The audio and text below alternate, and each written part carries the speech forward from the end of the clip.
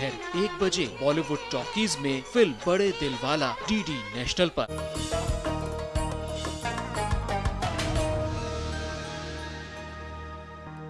بآواز بلند صلوات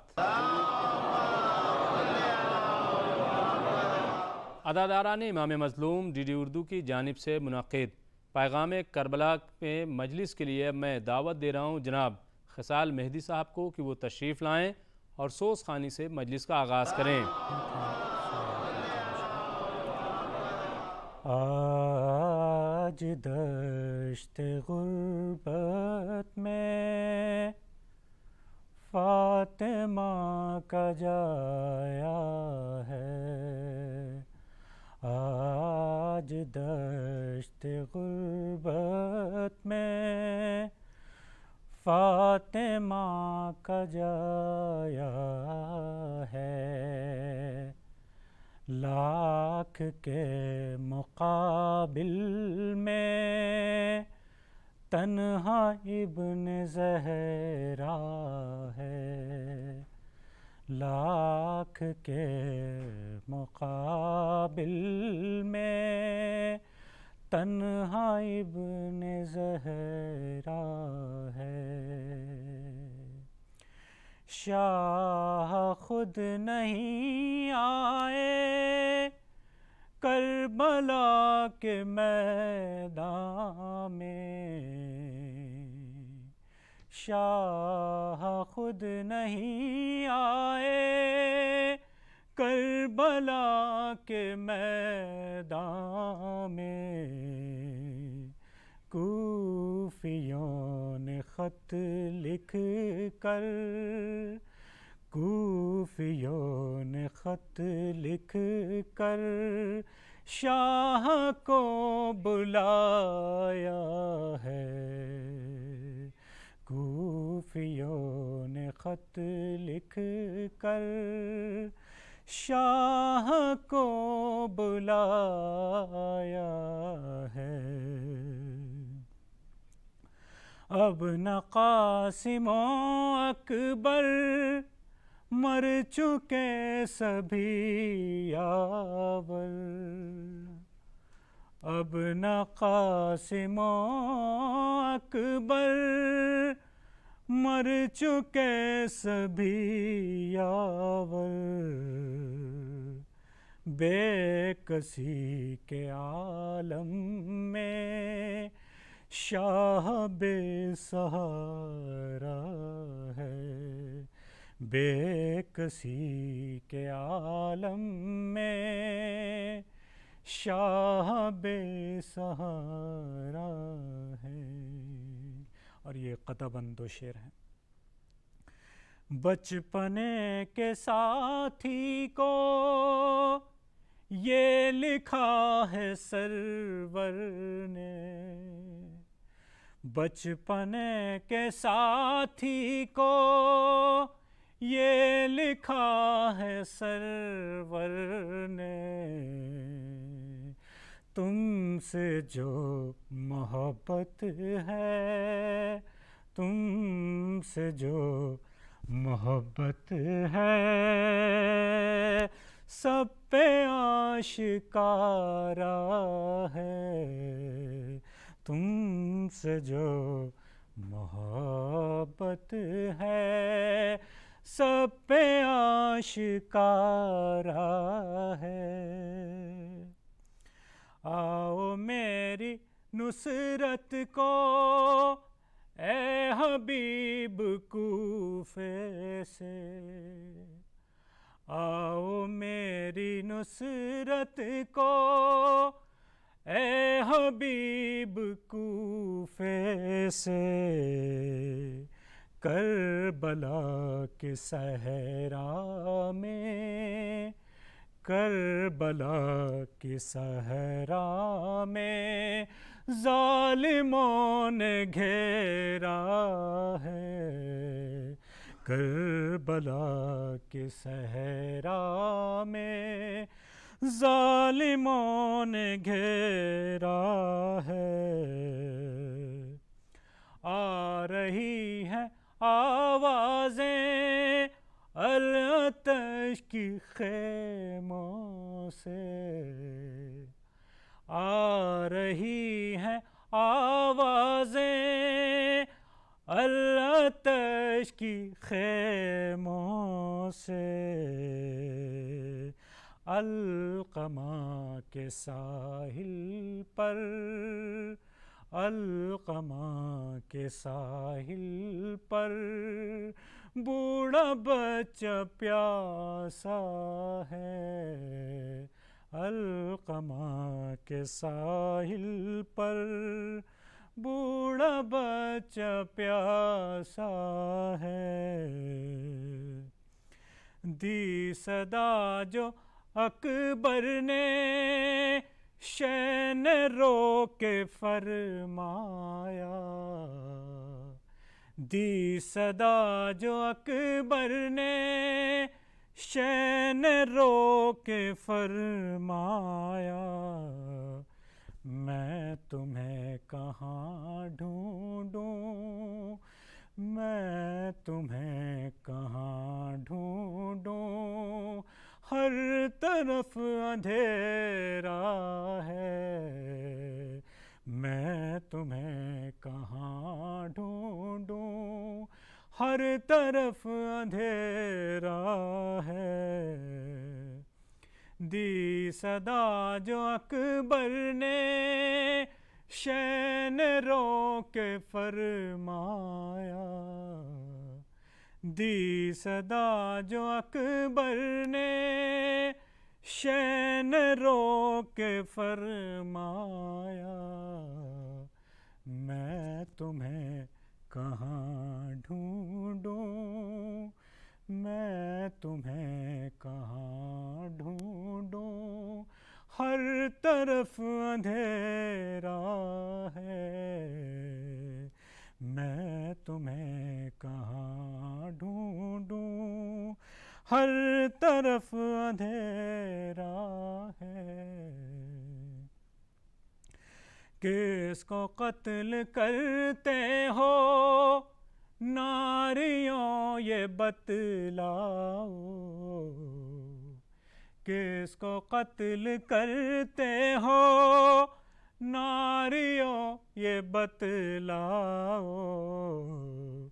جس کا کلمہ پڑھتے ہو، جس کا کلمہ پڑھتے ہو، اس کا یہ نواسہ ہے، جس کا کلمہ پڑھتے ہو، اس کا یہ نواسہ ہے۔ اور مقطع پیش خدمت۔ اے خصال روتی ہیں فاطمہ پس پردہ، اے خصال روتی ہیں فاطمہ پس پردہ، اے خصال روتی ہیں فاطمہ پس پردہ، تو نے نوحہ رو رو کر، تو نے نوحہ رو رو کر اس طرح سنایا ہے، آج دشت غربت میں فاطمہ کا جایا ہے، لاکھ کے مقابل میں تنہا ابن زہرا ہے۔ سوز خوانی کے بعد اب میں دعوت دے رہا ہوں فتح پوری جامع مسجد کے شاہی امام ڈاکٹر مفتی محمد مکرم احمد صاحب کو کہ وہ تشریف لائیں اور آج کی مجلس سے خطاب کریں۔ الحمدللہ رب العالمین والصلاة والسلام علی سید الانام والمرسلین وآلہ الطیبین الطاہرین واصحابہ المرتضین الی یوم الدین، اما بعد فاعوذ باللہ من الشیطان الرجیم، بسم اللہ الرحمن الرحیم، قل لا اسألکم علیہ اجرا الا المودۃ فی القربى صدق اللہ مولانا العظیم۔ عقائد و جہاں صلی اللہ علیہ وسلم کا فرمان ہے کہ میرے اہل بیت سے محبت کرو۔ جب خطبہ غدیر خم میں آپ نے خطاب فرمایا، خطبہ دیا، تو اس وقت آپ نے فرمایا الا ایھا الناس، خبردار، ہوشیار، اے لوگوں، ہو سکتا ہے میرے پاس اللہ کی طرف سے فرشتہ آئے اور میں اس کی بات کو قبول کروں، تو میں تم کو یہ ہدایت دیتا ہوں، نصیحت کرتا ہوں، اور میں تمہارے درمیان دو عظیم الشان نعمتیں چھوڑ کر جا رہا ہوں، جب تک تم ان کو پکڑے رہو گے تم ہرگز گمراہ نہیں ہوگے۔ تو آپ نے فرمایا اولہما کتاب اللہ، ان دونوں عظیم الشان چیزوں میں پہلا ہے کتاب اللہ، اللہ کا کلام، اللہ کی کتاب قرآن کریم۔ آپ نے فرمایا کہ فیہ الہدی والنور، اس میں ہدایت ہے، اس میں نور ہے۔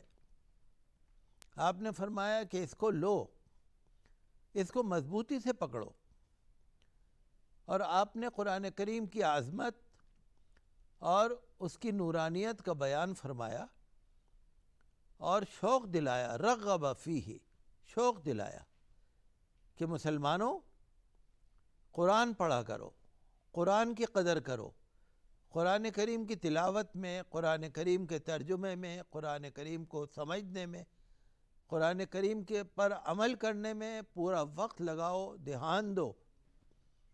یہ اللہ کی اتنی بڑی نعمت ہے کہ اس کو تم نہیں سمجھتے۔ پھر آپ نے فرمایا دوسری چیز وَأَهْلُ بَيْتِي، اور میرے اہل بیت، جو میرے گھر والے ہیں، جو پنجتن پاک ہے، جو عقائد و جہاں صلی اللہ علیہ وسلم کے بعد مولائے کائنات حضرت علی مرتضیٰ علیہ السلام ہیں، سیدہ طاہرہ فاطمۃ اللہ سلام اللہ علیہا ان کی مقدس شخصیت ہے، حضرت حسن حضرت حسین علیہم السلام ہے، یہ اہل بیت ہے۔ اس کے بارے میں بہت سی حدیثیں موجود ہیں۔ تو حضور نے فرمایا اذکرکم اللہ فی اہل بیتی، میں تمہیں یاد دلا رہا ہوں، میں تمہیں نصیحت کر رہا ہوں، میں تمہیں تاکید کرتا ہوں کہ میرے اہل بیت کے بارے میں ذرا بھی بھول نہ کرنا، غفلت نہ کرنا۔ پھر فرمایا اذکرکم اللہ فی اہل بیتی، پھر تیسری دفعہ فرمایا اذکرکم اللہ فی اہل بیتی، کہ میں تمہیں اپنے اہل بیت کے بارے میں یاد دلا رہا ہوں، اس میں ذرہ برابر ان کی شان میں، ان کی محبت میں، ان کی عقیدت میں، ان کی اطاعت اور فرما برداری میں، ان کی حمایت میں ذرہ برابر تم سے خلل نہ آئے۔ تو اس حدیث شریف میں حضور اکرم صلی اللہ علیہ وسلم نے دو باتوں کی طرف امت کو توجہ دلائی۔ یہ تمام دنیا کے مومنین کے لیے، تمام دنیا کے مسلمانوں کے لیے، تمام لوگوں کے لیے، خالی ایک فرقے کے لیے نہیں ہے، خالی سنی کے لیے، خالی شیعہ کے لیے، خالی دیوبندی یا بریلوی کے لیے نہیں ہے، ہر مومن کے لیے، ہر مسلمان کے لیے یہ فرض ہے، ہر مرد کے لیے، ہر عورت کے لیے یہ فرض ہے کہ اہل بیت سے محبت کرے، ان کی اطاعت کرے۔ یہ حضور صلی اللہ علیہ وسلم کا فرمان ہے جو ہمارے اوپر لازم ہے، فرض ہے، چونکہ قرآن کریم نے فرمایا کہ وَمَن يُطِعِ اللَّهَ وَرَسُولَهُ فَقَدْ فَازَ فَوْزًا عَظِيمًا، جو اللہ تعالیٰ اور اس کے رسول صلی اللہ علیہ وسلم کی اطاعت کرے گا وہی کامیاب ہے۔ تو یہ حقیقت ہے کہ ہمیں ضرورت ہے، ماہ محرم کے اندر مجلسیں منعقد ہوتی ہیں، جلسے ہوتے ہیں، ہمارے ہاں مسجد فتح پوری میں بھی جلسہ ہوتا ہے، ہمارے متعلقین مریدین بھی جلسے کرتے ہیں جس میں حضرات اہل بیت کا بڑی عقیدت اور محبت کے ساتھ ذکر ہوتا ہے، ان کی شان میں منقبت پڑھی جاتی ہے۔ یہ ہر مومن کے لیے ضروری ہے، یہ کسی ایک فرقے کے لیے ضروری نہیں ہے۔ آپ نے دیکھا کہ جب آپ نماز پڑھتے ہیں اس میں آپ قاعدہ اخیرہ میں پڑھتے ہیں اللہم صلی علی محمد وعلی آل محمد۔ ساری دنیا میں کوئی ایک مسلمان ایسا ہو جو یہ درود نہ پڑھتا ہو، ساری دنیا میں کوئی نہیں ملے گا، کسی بھی فرقے کا ہو۔ تو یہ ہمارے لیے ضروری ہے کہ حضرت محمد صلی اللہ علیہ وسلم اور آل محمد صلی اللہ علیہ وسلم کے لیے عقیدت اور محبت ہمارے دل میں موجود ہو، اور یہ ہمارے لیے ضروری ہے کہ ہم مجلسیں منعقد کریں، چونکہ محبت ہمارے دل میں ہے، وہ تو پوشیدہ ہے نا، اس کو ظاہر کیسے کریں گے؟ کیسے پتہ لگے گا آپ کے دل میں محبت ہے؟ جب آپ ظاہر کریں گے محبت تو جب ہی ظاہر ہوگی، جب آپ اپنی زبان سے ان کی منقبت پڑھیں گے، جب آپ ان کی تعریف بیان کریں گے، جب ان کی عقیدت کا اظہار کریں گے، جبھی تو پتہ لگے گا کہ آپ کو محبت ہے۔ اور یہ بھی ایک فیکٹ ہے، حقیقت ہے کہ جس کے دل میں محبت ہوتی ہے وہ اس کا ذکر ضرور کرتا ہے، بہت زیادہ کرتا ہے۔ جو محاورہ ہے من احب شیئا اکثر ذکرہ، کہ جس کو جس سے محبت ہوتی ہے وہ اس کا ذکر بار بار کرتا ہے۔ ہم لوگوں نے تو یہ کیا کہ ہم محرم میں جلسے کرتے ہیں، لیکن یہ جلسے تو پورے سال ہونے چاہیے، ہر مہینے ہونے چاہیے، دن میں بھی رات میں بھی ہونے چاہیے۔ ان جلسوں کا فائدہ یہ ہے کہ ایک تو ہمیں محبت کا اظہار کرنے کا موقع مل رہا ہے، جتنے فرشتے ہمارے ارد گرد ہیں وہ ریکارڈ کر رہے ہیں کہ ہاں ان لوگوں کو اہل بیت سے محبت ہے۔ دوسرے یہ کہ جب ہم کچھ بیان کر رہے ہیں تو جن لوگوں کو نہیں معلوم ان کو معلوم بھی تو ہو رہا ہے نا کہ اہل بیت کی شان کیا ہے، ان کو معلوم ہو رہا ہے۔ اور دوسری بات یہ کہ ایسے بھی گروپ موجود ہے جو یزید کو پسند کرتا ہے، ایسا بھی گروپ موجود ہے جو ذکر شہادت شہدائے کربلا علیہم السلام کے ذکر کو پسند نہیں کرتا ذکر، یزید کی حمایت کرتا ہے۔ اگر ہم خاموش رہیں گے تو پھر یہ کیسے پتہ لگے گا کہ ہم اس گروپ میں ہیں یا اس گروپ میں ہیں؟ ضروری ہے کہ ہم شہادت کا ذکر کریں، اہل بیت اطہار کا ذکر کریں، ان کی عقیدت کا اظہار کریں اور دعا کریں کہ اے پروردگار ہماری محبت ان سے اپنی بارگاہ میں قبول فرما۔ یہ محبت جو ہماری ہے یہ ہمارے ایمان کا حصہ ہے، یہ ہمارے ایمان کا جز ہے۔ یہ محبت ہماری سرمایہ دین اور سرمایہ آخرت ہے۔ چونکہ نماز کے اندر بھی ہم درود شریف پڑھتے ہیں، اگر ہمارے دل میں محبت نہیں ہوگی تو بتائیے درود شریف میں نماز پڑھنے کا پھر مطلب کیا ہوا؟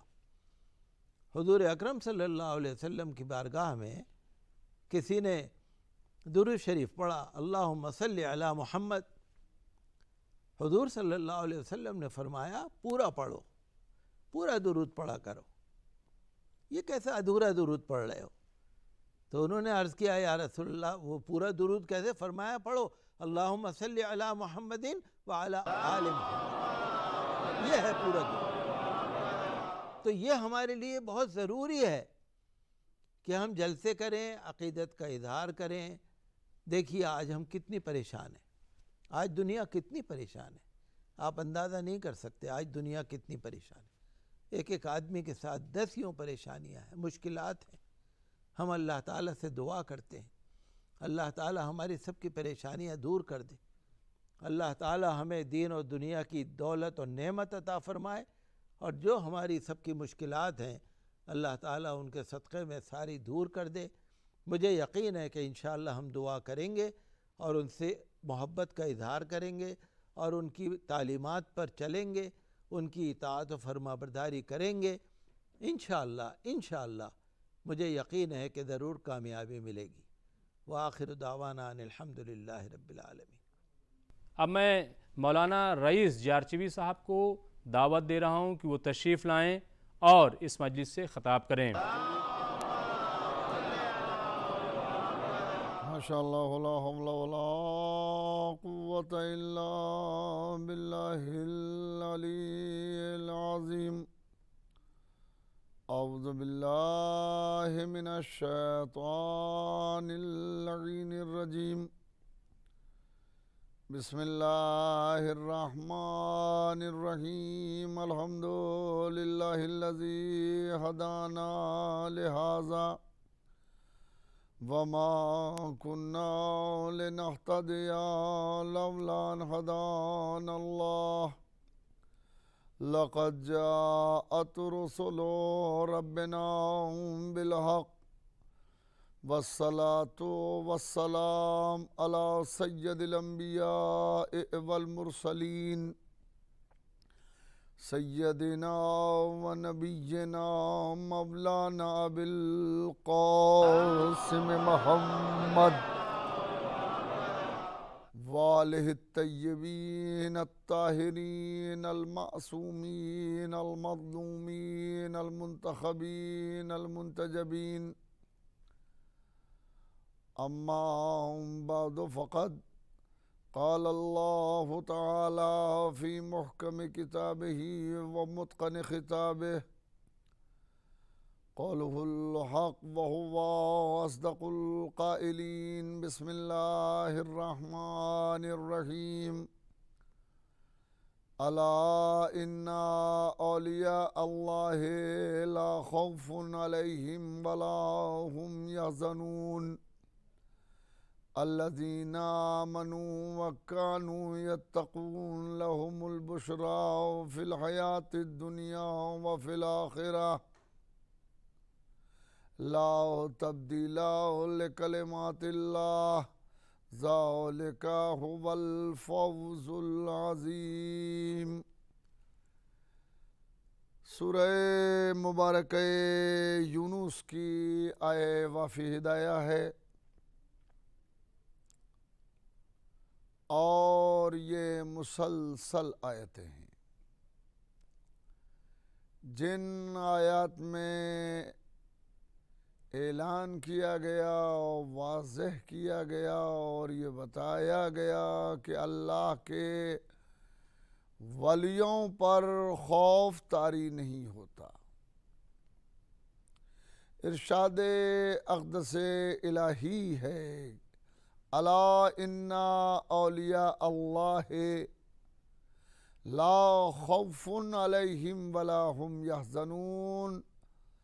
آگاہ ہو جاؤ، خبردار رہنا چاہیے، واضح رہے کہ اللہ کے ولیوں پر، اللہ کے دوستوں پر، اللہ کے مقرب بندوں پر خوف طاری نہیں ہوتا، ولا هم یحزنون، اور نہ ہی وہ رنجیدہ ہوتے ہیں، وہ غمگین بھی نہیں ہوتے۔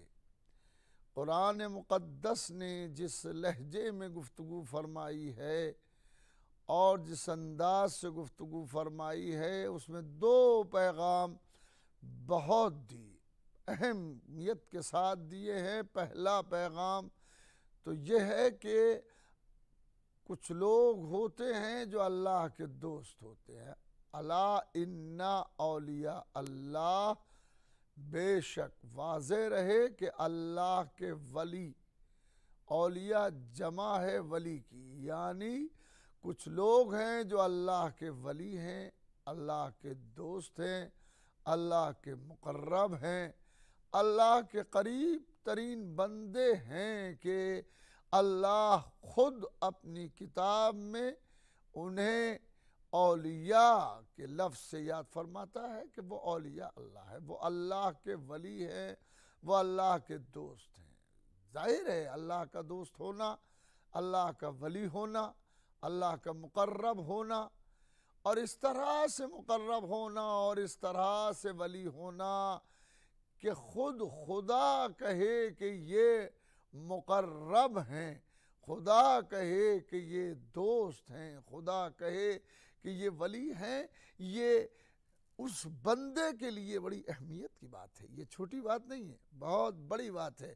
ایک طرف بندہ یہ کہے کہ اللہ سے میں بہت قریب ہوں، میں اللہ کی بڑی عبادت کرتا ہوں، میں اللہ سے بہت نزدیک ہوں، بندہ یہ دعویٰ کرے. اور دوسری طرف معاملہ یہ ہے کہ پروردگار یعنی معبود خود کہے کہ الا ان اولیاء اللہ، واضح رہے، خبردار، آگاہ ہو جاؤ کہ اللہ کے ولیوں پر کبھی خوف طاری نہیں ہوتا. یہ کہنا، اللہ کا یہ کہنا کہ اللہ کے ولیوں پر خوف طاری نہیں ہوتا، ایک بہت مستحکم دلیل ہے کہ کچھ لوگ ہیں کہ جنہیں خدا خود اپنا دوست کہہ رہا ہے.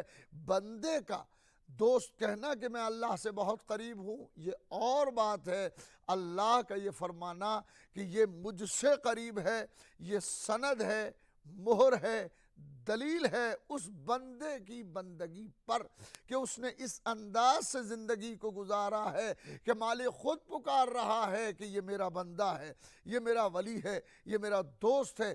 کہ اللہ کا دوست ہونا، اللہ کا مقرب ہونا بہت اہمیت کی بات ہے. اس سے زیادہ معتبر چیز نہیں ہو سکتی. اس سے زیادہ معتبر اور کیا ہوگا کہ بندے کے لیے خود معبود پکار کے کہے، خود اللہ پکار کے کہے کہ یہ میرا قریب ترین ہے. اور اس کی پہچان بتا رہا ہے معبود، الا ان اولیاء اللہ لا خوف علیہم ولا هم یحزنون، کہ ان پر نہ تو کبھی خوف طاری ہوتا ہے اور نہ وہ کبھی غمگین ہوتے ہیں، نہ وہ کبھی رنجور ہوتے ہیں، نہ وہ کبھی غم زدہ ہوتے ہیں.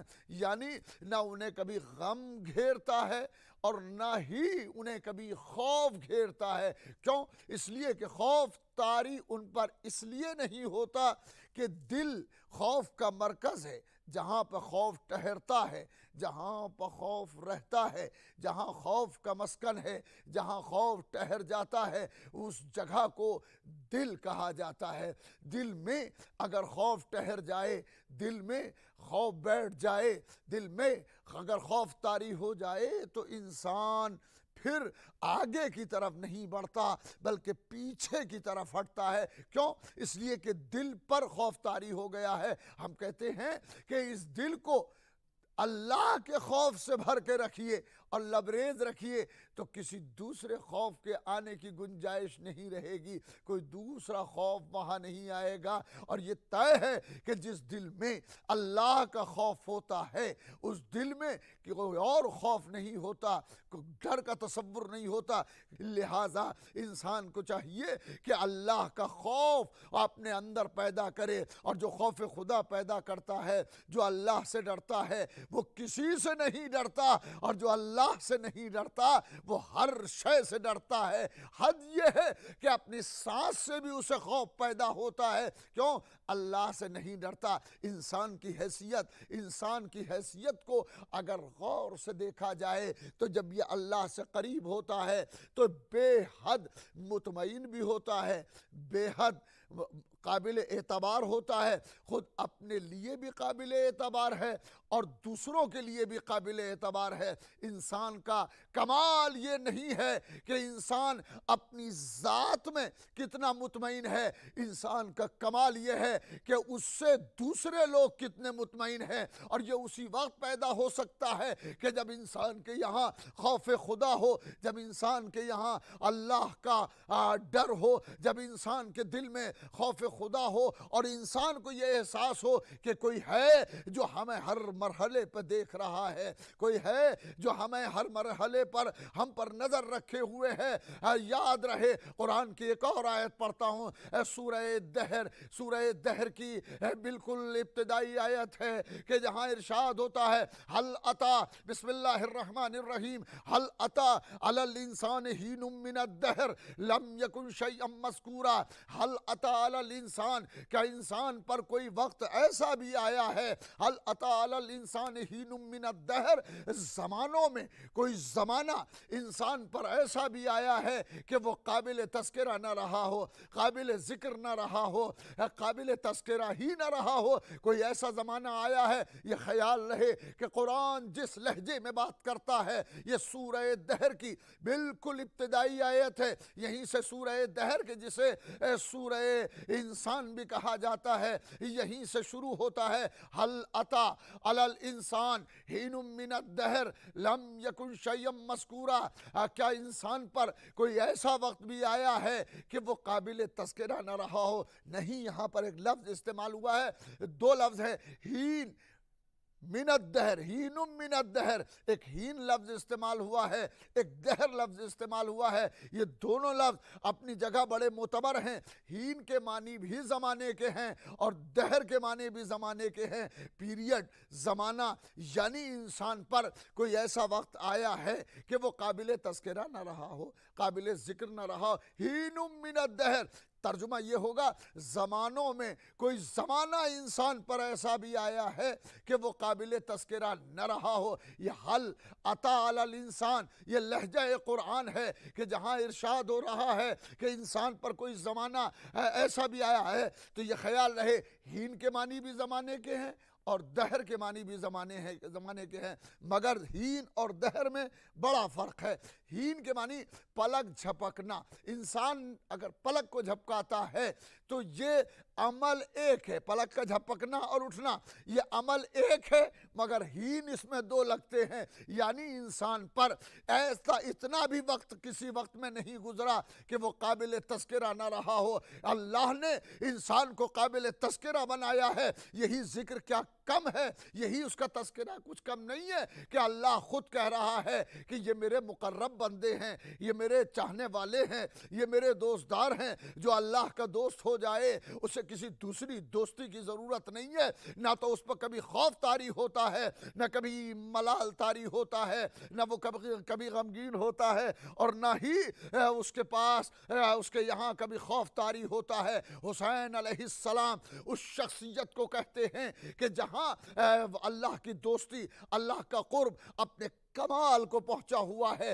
यानी कमाल बहद्दे कमाल पहुंचा हुआ है। चारों तरफ से लश्कर ने घेरा हुआ है, 72 साथी हैं, 72 साथियों को लेकर के इमाम हुसैन अलैहिस्सलाम उस वक्त की बड़ी ताकत से टकरा रहे हैं। अगर उसको सुपर पावर उस अहद का कहा जाए तो ये कम नहीं होगा, ये वाकई सच्ची बात होगी कि उस वक्त की बड़ी ताकत से हुसैन टकरा रहे हैं। हुसैन के यहाँ न खौफ पाया जाता है, न मलाल पाया जाता है, न रंज पाया जाता है, न हुसैन खौफज़दा हो रहे हैं। क्यों खौफज़दा नहीं हो रहे हैं? इसलिए कि हुसैन के दिल में खौफ खुदा है, हुसैन के दिल में तसव्वुर परवरदिगार है, हुसैन के दिल में अल्लाह के लिए वो लगन है कि हुसैन आवाज़ देते हैं और हुसैन आवाज़ देते हैं, इनका दीन मोहम्मद लम यस्तकिम इल्ला बेक़त्ली फया सुयूफ खुज़ीनी, अगर क़याम दीन मोहम्मद मेरे कत्ल के बगैर मुमकिन नहीं है तो तलवारों मुझे ले लो। हुसैन हाजिर है।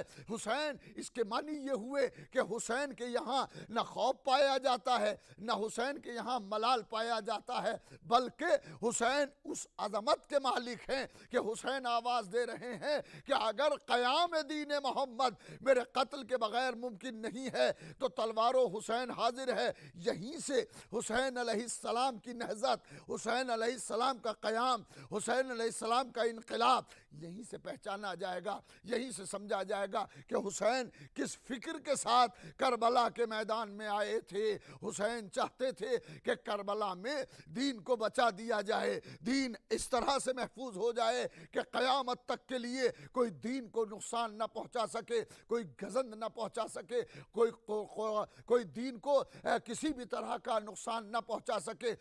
लाखों का लश्कर है, ये तादाद शुरू होती है तारीख़ी इख्तिलाफात के बावजूद, ये 2 लाख का लश्कर है जो हुसैन अलैहिस्सलाम को घेरे हुए है।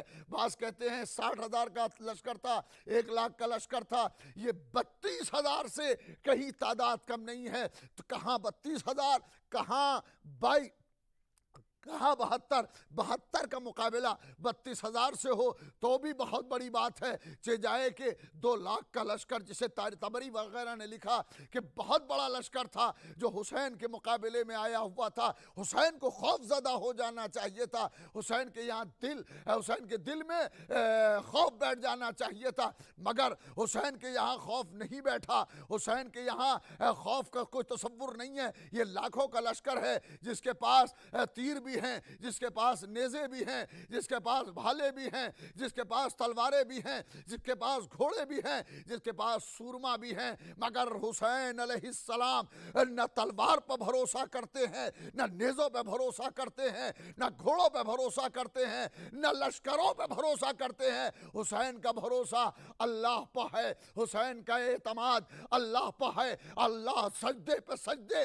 حسین کرتے جا رہے ہیں، اور حسین کے سجدے ہیں کہ خدا سے قریب کر رہے ہیں، اور خدا ہے کہ ادھر سے آواز دے رہا ہے اذا اصابتہم مصیبہ قالوا انا للہ و انا الیہ راجعون۔ اللہ کے دوستوں کی، اللہ کے ولیوں کی، اللہ کے بندوں کی پہچان یہ ہے کہ جب ان پر مصیبت پڑتی ہے تو مصیبت پڑتے ہوئے وہ گھبراتے نہیں ہیں، وہ پریشان نہیں ہوتے۔ قالوا انا للہ و انا الیہ راجعون، تو وہ کہتے ہیں کہ ہم اللہ کی طرف سے آئے ہیں اور ہمیں اللہ کی طرف پلٹ جانا ہے۔ جہاں یہ تصور ہو، جہاں یہ خیال ہو کہ ہم اللہ کی طرف سے آئے ہیں اور ہماری بازگشت بھی اللہ کی طرف ہے، ہمیں پلٹنا بھی اللہ کی طرف ہے، تو وہاں پر نہ کبھی خوف طاری ہوگا اور نہ کسی چیز کا ملال ہوگا۔ خوف طاری اس وقت ہوتا ہے کہ جب انسان کو یہ احساس ہو کہ یہ دل میں کہیں اور گنجائش ہے۔ میں نے ابھی عرض کیا کہ خوف خدا اپنے یہاں پیدا کریں، خوف خدا اگر یہاں ہوگا تو کوئی دوسرا خوف نہیں آ سکتا۔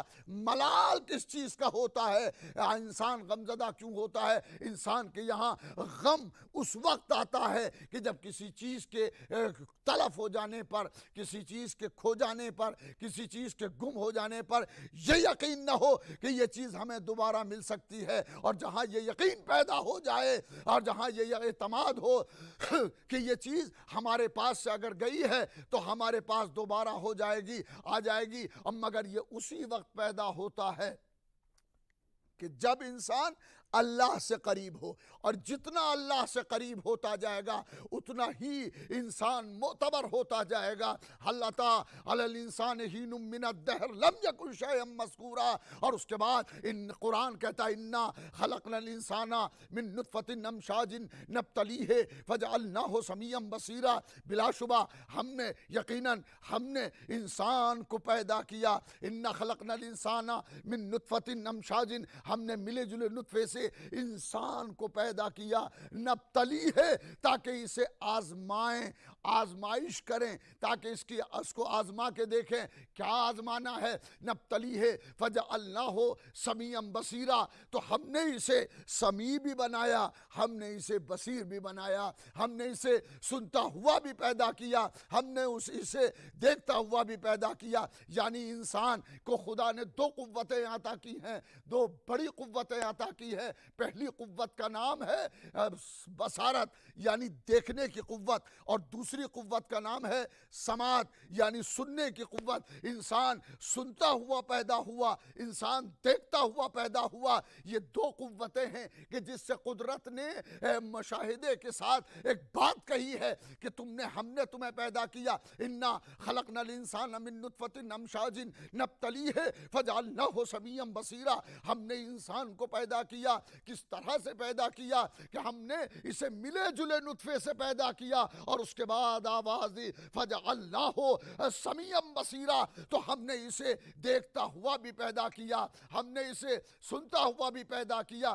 یعنی یہ سنتا بھی ہے، یہ دیکھتا بھی ہے۔ یہ دو قوتیں قرآن میں بتائی گئی ہیں کہ انسان کی پیدائش اور انسان کی پیدائش کے بعد سماعت ہے، بصارت ہے، دیکھنے کی قوت ہے اور سننے کی قوت ہے۔ اس کے معنی یہ ہوئے کہ یہ دونوں قوتیں اتنی اہم ہے کہ قرآن ان کا تذکرہ کر رہا ہے۔ انسان کبھی سننے کے بعد راہ ہدایت حاصل کرتا ہے، اور کبھی دیکھ کر کے راہ ہدایت حاصل کرتا ہے۔ انا خلقنا الانسان من نطفۃ امشاج نبتلیہ فجعلناہ سمیعا بصیرا، اور اس کے بعد ارشاد ہوتا ہے انا ہدیناہ السبیل اما شاکرا و اما کفورا۔ ہم نے راستہ دکھا دیا ہے، ہم نے نے اس انسان کو سبیل کی ہدایت کر دی ہے، ہم نے اسے راستہ دکھا دیا ہے، اور ہم نے اب اس کو راستہ تو دکھا دیا ہے، اب اس کو اختیار ہے، چاہے تو شکر گزار بن جائے، چاہے تو انکاری بن جائے۔ انکار کرنا بھی اس کے اختیار میں ہے اور اقرار کرنا بھی اس کے اختیار میں ہے۔ یہ شکر بھی کر سکتا ہے اور یہ انکار بھی کر سکتا ہے۔ یہ ساری قوتیں اللہ نے اسے عطا کی ہیں، ساری قوتیں، یعنی سننے کی قوت بھی ہے اور دیکھنے کی قوت بھی ہے۔ یہ دیکھ کر کے بھی کبھی انسان کے کام آ سکتا ہے، کبھی ہدایت پہ لگ سکتا ہے، اور کبھی سننے کے بعد اسے احساس ہو سکتا ہے کہ مجھے کیا کرنا چاہیے۔ تو اس کے معنی یہ ہوئے کہ انسان کے اندر اگر سماعت ملی ہے تو یہ بھی ایک امتحان کے لیے ہے، اور اگر دیکھنے کی طاقت ملی ہے، قوت ملی ہے، تو یہ بھی امتحان کے لیے ہے۔ کیا کربلا میں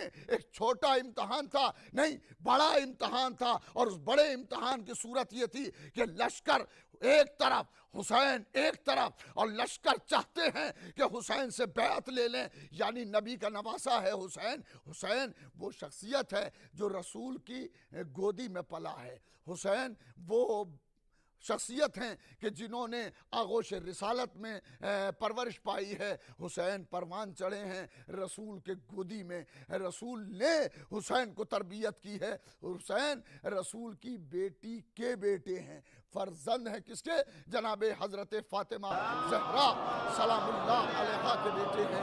حسین رسول کی بیٹی کے بیٹے ہیں۔ حسین علی علیہ السلام کے دل بند ہیں۔ حسین نبی کے نواسے ہیں۔ حسین علیہ السلام نے سرکار دو عالم پیغمبر اسلام محمد مصطفیٰ صلی اللہ علیہ وسلم کی آغوش میں تربیت پائی ہے۔ مزاج نبوت کا مزاج ہے۔ حسین کی عادتیں نبوت کی عادتیں ہیں۔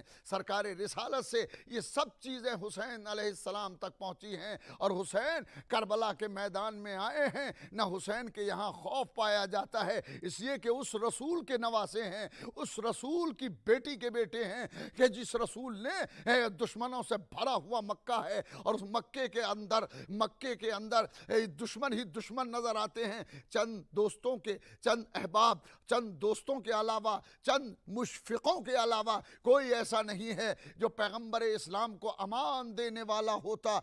پیغمبر اسلام جس طرح ان دشمنوں سے ٹکرائے تھے، اور ان دشمنوں کو کہ دانت کھٹے ہوئے پیغمبر کا بال بیکا نہیں ہوا۔ یہ الگ بات ہے کہ پیغمبر کو ہجرت کرنا پڑی، مگر اسی رسول کے بیٹے ہیں حسین علیہ السلام، اسی رسول کے سینے پہ گھٹنیوں چلے ہیں حسین علیہ السلام، اسی رسول کی آغوش میں تربیت پائی ہے حسین علیہ السلام نے۔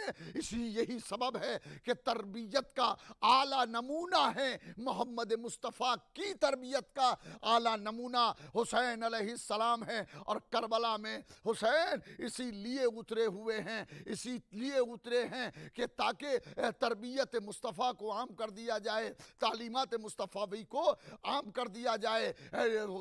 تعلیمات مصطفیٰ ہیں جسے رسول کا نواسا عام کرنے کے لیے میدان میں اترا ہے، لیکن حسین کے یہاں خوف کی لہر نہیں ہے، خوف طاری نہیں ہے حسین پر، اور حسین غمگین نہیں ہے۔ حسین نے مدینہ چھوڑا، مدینہ چھوڑ کے بھی حسین کے یہاں نہ تو خوف طاری تھا اور نہ حسین غمگین تھے۔ مکہ چھوڑا، مکہ چھوڑنے کے بعد یہ بڑا قلق تھا حسین کو، مگر حسین کے یہاں کسی طرح کا غم نہیں تھا، حسین کے یہاں کسی طرح کا ملال نہیں تھا، حسین کے یہاں خوف نہیں تھا۔ حسین اور وہ دن گزرے کہ جب حسین کربلا کے میدان میں اترے ہیں، ایک کے بعد ایک قربانی حسین علیہ السلام دیتے جا رہے ہیں۔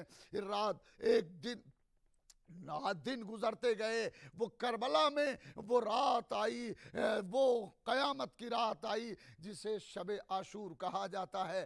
شب عاشور آئی، مگر حسین کے یہاں خوف نہیں ہے، بلکہ حسین اس معیار پہ پورے اتر رہے ہیں جو قرآن نے معیار قائم کیا تھا۔ الا انا اولیاء اللہ لا خوف علیہم ولا هم یحزنون، آگاہ ہو جاؤ کہ اللہ کے ولیوں پر کبھی خوف طاری نہیں ہوتا۔ اللہ کے مقربین پر کبھی خوف طاری نہیں ہوتا۔ یہ مقربین پروردگار میں کون کون ہیں، حسین یہ بتانے کے لیے آئے ہوئے ہیں۔ یہ لشکر یزید میں تلواروں پر سیکل ہو رہی ہے، نیزوں کو تیار کیا جا رہا ہے، خنجروں کو آمادہ کیا جا رہا ہے، مگر حسین کے یہاں خنجروں کو آمادہ کرنا نہیں ہے، حسین کے یہاں نیزوں کو تیار کرنا نہیں ہے، حسین کے یہاں شمشیروں کو دیکھنا نہیں ہے، بلکہ حسین علیہ السلام کا عالم یہ ہے کہ حسین سجدوں پر سجدے کر رہے ہیں، حسین نمازیں پڑھ رہے ہیں۔ تاریخ نے لکھا کہ وہ پوری رات حسین علیہ السلام نے اس انداز سے گزاری کہ سجدے کر رہے تھے، قیام کر رہے تھے، رکوع کر رہے تھے، اور صرف حسین ہی نہیں بلکہ یہ حسین علیہ السلام کے جانباز سپاہی جو حسین علیہ السلام کے ساتھ آئے ہوئے تھے، وہ سب کے سب سجدوں پہ سجدے کر رہے ہیں، نمازوں پہ نمازیں پڑھ رہے ہیں، قیام پہ قیام کر رہے ہیں، رکوع پر رکوع کر رہے ہیں۔ جس وقت میں لوگ قتل کی تیاری کرتے ہیں، جس وقت میں لوگ جنگ کی تیاری کرتے ہیں، حسین سجدے کر رہے تھے۔ یہی بتانا تھا کہ ہم اللہ کے مقرب ہیں، اللہ کے دوست ہیں۔ تو اللہ نے بھی فرمایا الا ان اولیاء اللہ لا خوف علیہم ولا هم یحزنون، اللہ کے دوستوں پر نہ تو کبھی خوف طاری ہوتا ہے اور نہ ہی وہ کبھی غمگین ہوتے ہیں۔ رات گزری، جب رات عبادت میں بسر کی شہیدین سجدوں سے مہم، عشق کی سر کی شہیدین سجدوں سے مہم، عشق کی سر کی شہیدین، یہ عشق حسین علیہ السلام تھا کہ جہاں پر حسین سجدوں پر سجدے کر رہے تھے۔ معبود تو گواہ رہنا، حسین تیرے لیے حاضر ہو گیا ہے، حسین مقتل میں اتر گیا ہے۔ رات گزری، رات قیامت کی رات، یہ رات عبادت میں بسر ہوئی، اور اب جو سحر نمودار ہوئی تو امام نے فرمایا بیٹا علی اکبر جاؤ اذان کہو، اذان کہو۔ اے مولا اذان علی اکبر سے کہلا رہے ہیں۔ ہاں آج کی صبح اذان علی اکبر دیں گے، آج صبح سحر ہو رہی ہے، اس سحر میں اذان اگر کوئی دے گا تو میرا لال دے گا۔ کیوں؟ اس لیے کہ علی اکبر کی شکل رسول سے مشابہ ہے، علی اکبر کا لہجہ پیغمبر سے مشابہ ہے۔ آج لوگ اذان مصطفی کو سنیں، لہجہ مصطفیٰ کو سنیں، اور اذان آج حسین کا لال اذان دے رہا ہے۔ حسین علیہ السلام نے فرمایا بیٹا آج تم اذان کہو۔ میں یہاں پر رک کر کے کبھی کبھی سوچتا ہوں کہ شاید ایک مقصدیت حسین کی یہ بھی رہی ہو، مولا چاہتے ہوں کہ اذان آج علی اکبر سے کہلائی جائے، آج اکبر اذان کہیں گے اور آج اکبر اذان دے، تاکہ قیامت تک علی اکبر سے محبت کرنے والا اگر نماز صبح کو نہ اٹھ رہا ہو تو اسے اذان علی اکبر یاد آ جائے، اذان اکبر یاد آ جائے، لہجہ پیغمبر یاد آ جائے۔ ادھر علی اکبر نے اذان کہی، اللہ اکبر، ادھر لیلا کے منہ سے نکلا پروردگار اس آواز کو باقی رکھنا، اس آواز کو سلامت رکھنا، معبود یہ آواز سلامت رہے، معبود میرا لال سلامت رہے۔ مگر عزادارو شام ہوتے ہوتے یہ آواز دوبارہ سنائی نہیں دی۔ ہائے اکبر نے اذان کہی، اللہ اکبر، اللہ اکبر کے ساتھ نمازیوں نے نماز صبح کے لیے صفیں جمائی، اور ابھی نماز صبح تمام ہوئی ہے۔ حسین مصلی عبادت پر بیٹھے ہیں، اصحاب حسین مصلی عبادت سے بیٹھے ہیں کہ عمر سعد نے یہ کہہ کے فوج سے تیر رہا کیا، اے فوجیوں، اے میرے لشکریوں، گواہ رہنا کہ پہلا تیر حسین کی طرف میں پھینک رہا ہوں۔ یہ کہہ کے اس نے تیر رہا کیا، اور اس تیر کے ساتھ ایک تیر نہیں، ایک بار تھی تیروں کی جو حسین کے اعصاب کی طرف چلی، اور تاریخ نے لکھا کہ 32 سے 37 ناصر حسین علیہ السلام کے اسی حملے میں شہید ہو گئے۔ امام حسین علیہ السلام نے شہداء کو دیکھا، اپنے عزیزوں کو دیکھا، اپنے رفیقوں کو دیکھا اور ناصروں کو دیکھنے کے بعد فرمایا اے جانے والو تم جا رہے ہو، ہم بھی ان قریب آنے والے ہیں، ہم بھی تم سے ملحق ہونے والے ہیں۔ بھئی یہ صبح کی نماز اس طرح سے ادا ہوئی کہ حسین کے جانثار مارے گئے، حسین کے جانثار شہید ہوئے، اور اب حسین مصلی سے اٹھے، ایک ایک شہید کے سرانے پہنچے اور سر کو، بعض کے سروں کو زانو پر رکھ کے کہا جانے والو خدا حافظ و ناصر، حسین بھی آ رہا ہے، ان قریب حسین بھی تم سے ملحق ہو جائے گا۔ اور پھر ایک کے بعد ایک شہادت ہوتی رہی، فاطمہ زہرا کا لال ایک کی ہر ایک لاشے کو لاتا رہا، لاشوں پہ لاشیں حسین لاتے رہے۔ اور پھر اس کے بعد وہ مرحلہ آیا کہ ایک جوان بیٹا حسین علیہ السلام کا ہے جس کا نام علی اکبر ہے۔ علی اکبر نے آ کے بابا سے کہا بابا خدا حافظ، بابا ہمیں اجازت دے دیجئے، اے بابا اب ہم مقتل کو جا رہے ہیں، بابا اب مقتل کو سدھار رہے ہیں، بابا خدا حافظ و ناصر۔ بھئی اتنا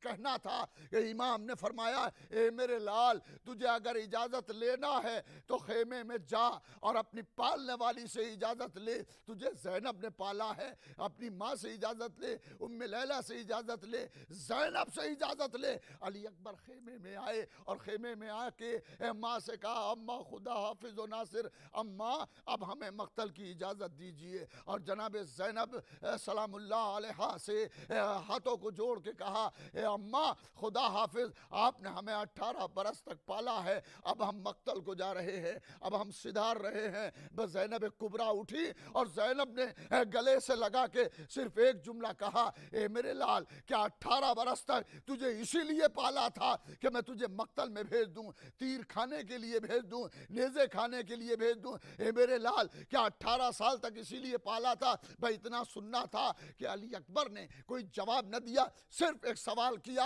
اے پھوپھی اماں آپ مجھے مقتل کی اجازت نہیں دے رہی ہیں، مگر ایک بات بتائیں کہ اگر قیامت میں دادی سوال کریں گی کہ اے زینب تجھے اکبر پیارا تھا یا میرا حسین پیارا تھا تو آپ کیا جواب دیں گی؟ بھائی یہ جملہ سننا تھا کہ زینب تڑپی اور تڑپ کے بیٹے کو علی اکبر کو کلیجے سے لگایا۔ اے میرے لال خدا حافظ، تاریخ نے لکھا ہے کہ اکبر خیمے سے نہیں نکلے بلکہ ایسا لگتا تھا جیسے بھرے گھر سے جنازہ نکل گیا ہے۔ ہائے کوئی کبھی زینب لپٹتی تھی، کبھی ام کلثوم لپٹتی تھی، اور کبھی سکینہ لپٹتی تھی، کبھی ام لیلہ آ کے لپٹتی تھی، کبھی رباب کہتی تھی اے میرے لال مقتل کو جا رہے ہو۔ علی اکبر خیمے سے نکلے، فاطمہ کا لال کھڑا ہوا ہے، حسین کو اکبر نے دیکھا، بابا خدا حافظ و ناصر، بابا خدا حافظ و ناصر۔ یہ وہ مرحلہ تھا کہ حسین نے اکبر کو کلیجے سے لگایا اور کلیجے سے لگا کے کہا اے بیٹا یہ بوڑھے باپ کا بڑا امتحان ہے، اے بیٹا تم مقتل کو جا رہے ہو۔ اور پھر حسین علیہ السلام نے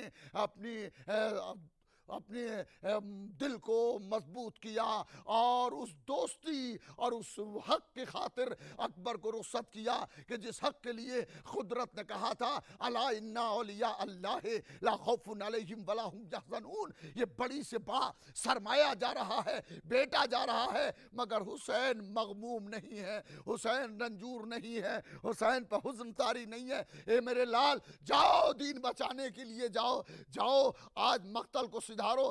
باپ نے بیٹے کو اپنے ہاتھ سے رہوار پر سوار کیا۔ یہ تاریخ کا کلیہ ہے اور عجیب مرحلہ ہے کہ علی اکبر کو حسین علیہ السلام نے خود اپنے ہاتھ سے بازو پکڑ کے سوار کیا۔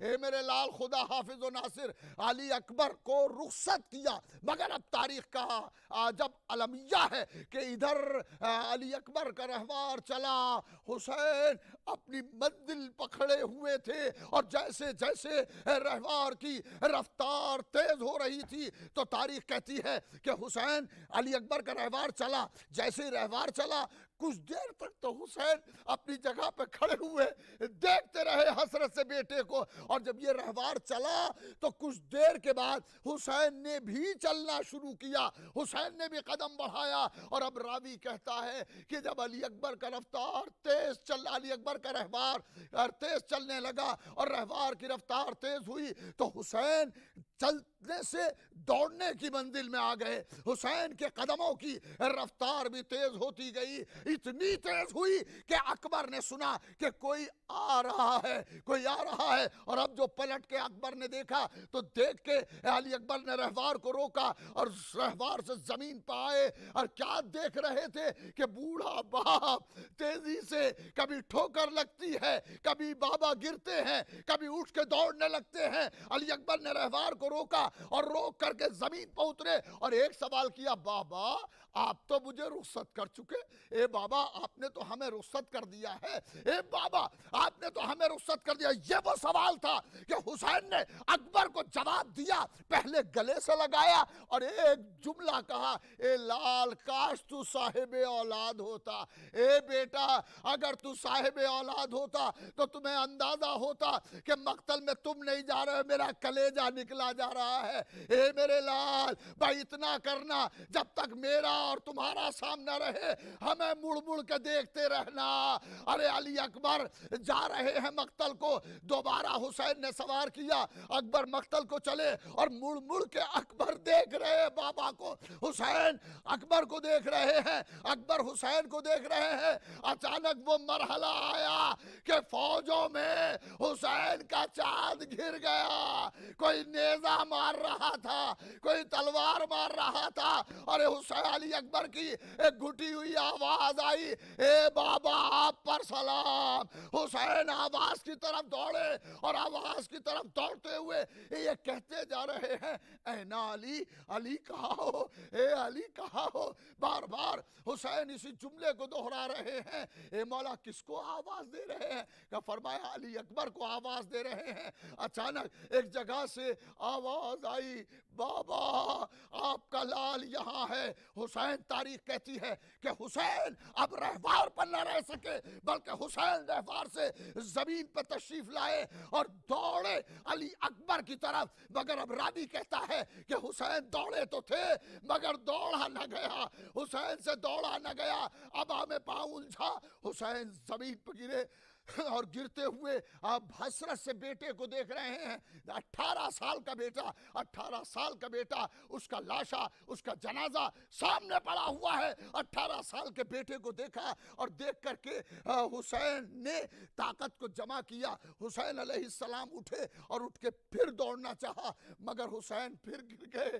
جب 3 مرتبہ حسین گرے اور اب جو حسین اٹھا نہ گیا، حسین نے اٹھنا چاہا تو اٹھا نہ گیا۔ اب تاریخ کہتی ہے کہ جب علی اکبر کے لاشے پہ حسین نہ پہنچ سکے اور حسین سے اٹھا نہ گیا تو حسین کوہنیوں کو ٹیکتے ہوئے علی اکبر کے لاشے پہ پہنچے اور پہلو میں سر رکھ کے کہا، اے بیٹا بابا آ گیا ہے، اے میرے لال یہ بوڑھا باپ آ گیا ہے۔ وہ ایک جوان کی لاش پا سجدہ حسین کا، فطرت بھی دیکھتی تھی کلیجہ حسین کا۔ انا للہ و انا الیہ راجعون، رضم بقضائہ و تسلیما لامرہ۔ آج کی مجلس یہیں تمام ہوتی ہے۔